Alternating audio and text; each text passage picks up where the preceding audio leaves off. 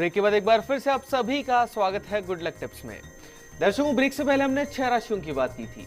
चलिए अभी के लिए आगे बढ़ते हैं और अब जान लेते हैं तुला, वृश्चिक और धनु राशि वाले सभी जातकों के बारे में।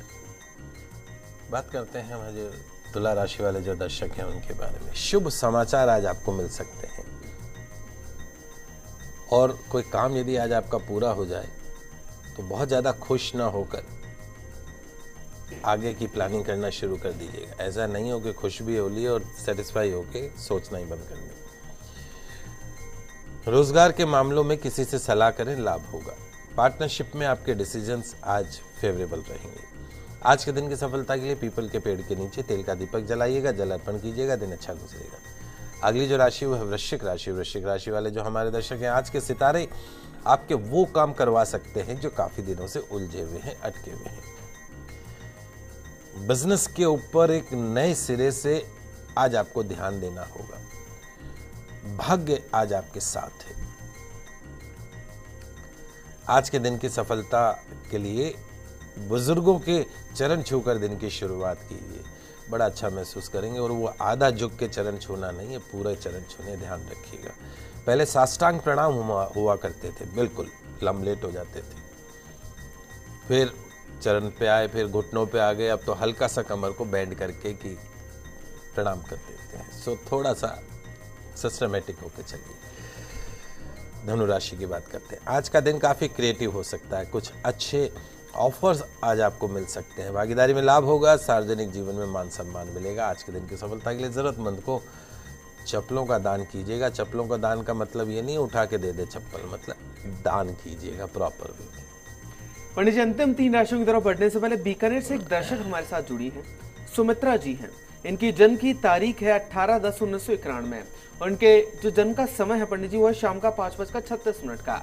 सुमित्रा जी, आपका बहुत बहुत स्वागत है हमारे इस कार्यक्रम में। अपना प्रश्न पूछिए। सुमित्रा जी, अपना सवाल पूछिए।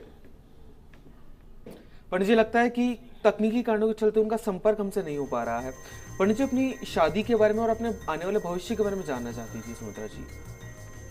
देखो बेटा सुमित्रा, आपकी जन्म कुंडली में एक तो मांगलिक है आप, गुरु की महादशा आपको चल रही है, उसमें भी शनि का अंतर 21/4/2017 को खत्म होगा। इस आने वाले महीने में 21 अप्रैल 2017 को गुरु की महादशा शनि का अंतर, उसके बाद आएगा गुरु की महादशा बुध का अंतर, 2019 तक चलेगा। तो आपके विवाह का जो योग है वो बनेगा 21 अप्रैल के पश्चात। इस साल के 2017 के अंत तक आपके विवाह के पूर्ण योग है, इसमें कोई दो राय नहीं। अब समस्या क्या है आपकी जन्म कुंडली में? आपके विवाह के घर का जो स्वामी है बुध, वो आपकी जन्म कुंडली में अस्त है। अस्त होने का मतलब ये होता है कि सूर्य भगवान जब शाम को अस्त हो जाते हैं, गर्मी रोशनी सब खत्म हो जाती है। तो यदि आप चाहती हैं कि आपका शीघ्र विवाह हो तो वजन के बराबर गुड़ का दान करवाइए। गौशाला के अंदर जाकर अपने हाथों से कीजिए, गाय को खिलाइए। एक पन्ना रत्न सीधे हाथ में धारण कर लीजिए, 5.25 रत्ती का, सबसे छोटी उंगली के अंदर। पूरे जीवन भर यदि आप संपूर्ण परिवार के सुख को चाहती हैं, विवाह के सुख को चाहती हैं, तो जीवन भर आपको पन्ना पहनना है। बाकी आपकी जन्म कुंडली बहुत अच्छी है और अगर कोई कंपटीशन फाइट करती है तो उसमें भी सक्सेस मिल सकती है। नियमित रूप से सूर्य भगवान को जल अवश्य चढ़ाई, क्योंकि आपकी जन्म कुंडली में सूर्य भी नीच का है। तो यदि सूर्य की शांति करना चाहते हैं, जीवन में यशमान वैभव चाहते हैं, तो सूर्य के लिए सूर्य भगवान को जल चढ़ाएं, आदित्य हृदय स्तोत्र का पाठ करें। पंडित जी, अभी के लिए बीकानेर से एक और दर्शक हमारे साथ जुड़ी हैं, चंद्रिका जी हैं, जो कि अपने पुत्र मुकेश के लिए जानना चाहती हैं। मुकेश की जन्म की तारीख है 5/1/1999 और जन्म का समय है सुबह का 11:35 का। चंद्रिका जी, आपका बहुत बहुत स्वागत है। अपना सवाल पूछिए। जी, जय श्री कृष्ण पंडित जी। जय श्री कृष्णा बेटा, प्रणाम। खुश रहिए। जी पंडित जी, मैं अपने बच्चे के बारे में जानना चाहती हूँ। ये भी आईटी कर रहा है और 12th भी है इसके बारे में जानना चाहती हूँ। कैसा रहेगा इसका भविष्य? क्या जॉब करेगा या फिर खरीद करेगा, क्या बिजनेस करेगा? देखो बेटा, चंद्रिका बच्चे की जो कुंडली है मुकेश की, उसमें एक बहुत चीज़ अच्छे से क्लियर कर देता हूँ आपको। आप इसको आईटी वगैरह करवा तो रहें, लेकिन शनि, लोहा, कंप्यूटर्स, इलेक्ट्रॉनिक, इलेक्ट्रिकल इसको सूट नहीं करता है। इसकी जन्म कुंडली में सूर्य बुध बुध आदित्य योग बना हुआ है और वो भी कर्म क्षेत्र में उच्च पद पे अवसर बन सकता है। आरएस जैसा कंपटीशन फाइट करे, आईएएस जैसे कंपटीशन को फाइट करे, कलेक्टर बन सकता है, मजिस्ट्रेट बन सकता है, लॉ सेक्टर के अंदर जा सकता है। लेकिन इसको टेक्निकल, चूँकि इसकी जन्म कुंडली में शनि नीच का है, तो अभी से ही इसको टेक्निकल मत कीजिए, क्योंकि टेक्निकल लाइन इसको सूट करती नहीं है। इसकी कुंडली में शनि नीच का है। शनि कब नीच का होता है? जो मंगल के घर में बैठता है। तो बहुत ज़्यादा काले कपड़े इसको नहीं पहनाने हैं। एक मूंगा रत्न आता है, तिकोना मूंगा 6.25 रत्ती का, वो अगर गले में पेंडेंट में डालना चाहे तो पेंडेंट में, उंगली में पहनना चाहे तो उंगली के अंदर, अनामिका उंगली में चांदी के अंदर 6.25 रत्ती का तिकोना मूंगा जीवन भर पहनना है। नियमित रूप से हनुमान चालीसा का पाठ करना है। शनिवार के दिन विशेष तौर पर सुंदरकांड का पाठ या 7 बार हनुमान चालीसा का पाठ करना है। जन्म कुंडली बहुत अच्छी है इसकी।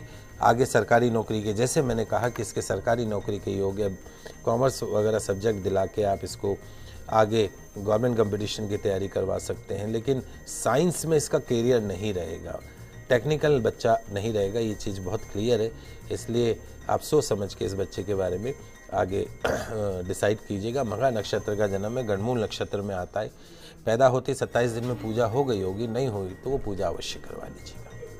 तो चलिए दर्शकों, अभी के लिए आगे बढ़ते हैं और अब बात कर लेते हैं अंतिम 3 राशियों की, जो कि है मकर, कुंभ और मीन राशि।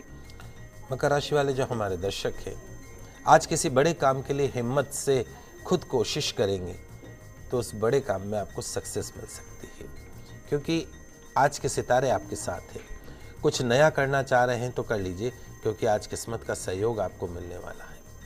आज के दिन की सफलता के लिए सफ़ेद पुष्प अपने पितरों को अर्पण कीजिएगा, दिन अच्छा गुजरेगा। अगली जो राशि हो कुंभ राशि। कुंभ राशि वाले जो हमारे दर्शक हैं, आप आज कोई नया काम मत कीजिएगा और न ही करने की प्लानिंग कीजिएगा। आज तो बस जो रोज़मर्रा के काम हैं वो करिएगा और साथ में भगवत स्मरण भी करते रहिएगा। वो काम ही करें जो जरूरी हो। शांत होकर अपने काम के ऊपर कंसंट्रेट कीजिएगा। आज के दिन की सफलता के लिए छोटी कन्याओं को कुछ मीठा खिलाइएगा। अंतिम राशि की बात करते हैं, मीन राशि। आज आप अपने काम की जो प्रायोरिटीज़ हैं, प्राथमिकताएं हैं, वो तय नहीं कर पाएंगे। लिहाजा जो काम सामने आए उसे निपटाते चले जाएं। बिजनेस या निवेश का कोई प्रस्ताव है तो उस पर बहुत सावधानी से विचार कर लें। आज के दिन की सफलता के लिए तुलसी जी की परिक्रमा करके घर से निकले, दिन अच्छा गुजरेगा। तो दर्शकों, ये तो बात हुई आज के दैनिक राशिफल की। चलिए अभी के लिए आगे बढ़ते हैं और पंडित जी से जान लेते हैं कि आज का गुड लक टिप क्या कुछ खास लेकर आए हैं आप सभी के लिए। दोस्तों, जिस प्रकार परिश्रम, हार्डवर्क हमारे लाइफ की एक नीड है, आवश्यकता है, ठीक उसी प्रकार विश्राम करना, रेस्ट करना, सोना, वो भी बहुत आवश्यक है। बेसिक नीड है बॉडी की। 5-7 घंटे, 8 घंटे नींद होनी चाहिए। इससे क्या होता है कि एक साउंड स्लीप अगर आप लेते हैं तो जब आप उठते हैं तो एक नई ऊर्जा के साथ में आप पूरे दिन की शुरुआत करते हैं। तो जो आपके घर का जो बेडरूम है, that is the most important thing. Vastu के अलावा कुछ विशेष बातों का आपको बेडरूम में ध्यान रखना चाहिए, ताकि आपका जो दिन है वो शुभ रहे।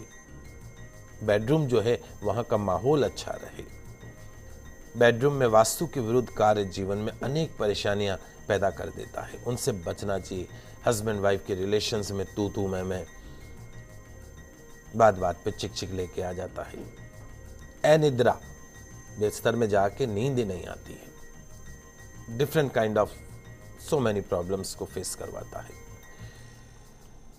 तो कुछ सरल सी बातें मैं आज आपको बताना चाहता हूं। एक तो आपका जो बेडरूम है उसमें बिस्तर कभी भी दीवार से सटा कर नहीं रखें। जो बेड है वो कभी भी दीवार से टच नहीं होना चाहिए, थोड़ा सा गैप रखें। हस्बैंड वाइफ के रिलेशंस के लिए शुभ नहीं माना जाता यदि आपने बिल्कुल सटा के रख रखा है। इससे रिश्तों में दरार आती है। वैवाहिक जीवन जो है वो सुखमय नहीं रहता है। बेडरूम में सोते समय जो आपके पांव हैं वो ठीक दरवाजे के सामने नहीं होने चाहिए। हेल्थ सेक्टर पे इसका इम्पैक्ट पड़ता है, एज फैक्टर पे इम्पैक्ट पड़ता है, अल्पायु हो जाती है। कभी भी ऐसा मत कीजिएगा। बेडरूम में कभी भी खाना नहीं खाना है। Don't take food on in the bedroom. अगर स्थान के अभाव के कारण बेडरूम में खाना पड़े तो वहां से झूठे बर्तन तुरंत हटा देने चाहिए। जिस स्थान पर आप सोते हैं, विश्राम करते हैं, नींद लेते हैं, वहाँ झूठे बर्तन रहने से नेगेटिव एनर्जी फ्लो करती है, आपके रिलेशंस को स्ट्रेसफुल बना देती है, हस्बैंड वाइफ के बीच में एक वैचारिक मतभेद करवा देती है। और सबसे इंपॉर्टेंट चीज, वास्तुशास्त्र के अनुसार यदि आप आग्नेय कोण के अंदर बने कमरे में शयन करते हैं, सोते हैं, यानी आपका बेडरूम जो है वो साउथ ईस्ट कॉर्नर में है। साउथ ईस्ट कॉर्नर इस डायरेक्टली जो है वो रिप्रेजेंट करता है अग्नि तत्व को। तो अग्नि तत्व से संबंधित डिफरेंट काइंड ऑफ डिजीज का आपको सामना करना पड़ता है। तो कौन कौन सी ऐसी डिजीज होती हैं? High blood pressure, diabetes, heart problem. अगर आप जो है साउथ ईस्ट कॉर्नर के आग्नेय कोण में बने कमरे में सो रहे हैं तो this kind of health problem you can face. Husband wife के बीच में लठ बजते हैं, वैचारिक मतभेद होंगे तो लठ भी बजेंगे। यदि आपका बेडरूम दक्षिण पूर्व यानी आग्नेय कोण में हो तो पति पत्नी के बीच अनबन होती है, गुस्सा, क्योंकि आग्नेय कोण की जो एनर्जी है, जो अग्नि है, वो कहाँ जाएगी? वो शरीर के अंदर आएगी, और वो जब शरीर में आएगी तो गुस्सा किसी भी लेवल तक चला जाता है, स्ट्रेस किसी भी लेवल तक चला जाता है। दक्षिण पश्चिम सबसे अच्छा माना जाता है कोना, लेकिन अगर कहीं संभव नहीं हो, यदि आप अपना बेडरूम कहीं और बना ही नहीं सकते आग्नेय कोण के सिवा, तो ऐसी स्थिति में बताइए गुरुजी हम क्या करें? तो उसका आंसर, आपका आग्नेय कोण में बेडरूम है, नो प्रॉब्लम। बेडरूम की व्यवस्था दक्षिण पश्चिम, आग्नेय कोण का जो दक्षिण पश्चिम कमरे का जो कोना है वहां पे बेड रखिए, दक्षिण में सिर करके सोइए। सिंपल सा सॉल्यूशन। और एक रेड कलर का बल्ब 24 आवर्स उसमें जला दीजिए। कोशिश कीजिए आग्नेय कोण के बने कमरे में, बेडरूम में नहीं सोना है। फालतू खर्च से यदि बचना है, पति पत्नी के बीच कलह कलेश से बचना है, तो इस तरीके से आपको आग्नेय कोण से रिलेटेड, क्योंकि ये क्या होता है कि आग्नेय कोण के अंदर हस्बैंड वाइफ रहते हैं तो कहीं ना कहीं उनके रिलेशंस पे बहुत ज़्यादा इम्पैक्ट होता है। हमेशा एक दूसरे की बुराई खोजने में ही लगे रहते हैं कि तूने ये किया, मैंने ये किया। क्रोध अपनी चरम अवस्था पे पहुंच जाता है, संबंध विच्छेद, तलाक का कारण बन जाता है, चाहे वो पति पत्नी का हो, पिता पुत्र का हो, पार्टनरशिप का हो।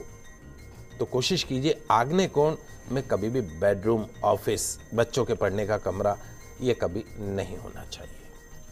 तो दर्शकों, हम आशा करते हैं कि हमारा कार्यक्रम आज आपको काफी पसंद आया होगा। पंडित जी हमारे स्टूडियो में आने के लिए और दर्शकों की समस्याओं का समाधान करने के लिए आपका बहुत बहुत शुक्रिया। आप सभी का आज का दिन मंगलमय हो, शुभ हो। जय श्री कृष्णा, जय माता की जय श्री हरि। तो दर्शकों, आप सोमवार से शुक्रवार हमें कॉल कर सकते हैं और जान सकते हैं आपकी समस्याओं के समाधान। तो दर्शकों, कल फिर मिलेंगे, तब तक के लिए खुश रहिए, अपना ख्याल रखिए, नमस्कार।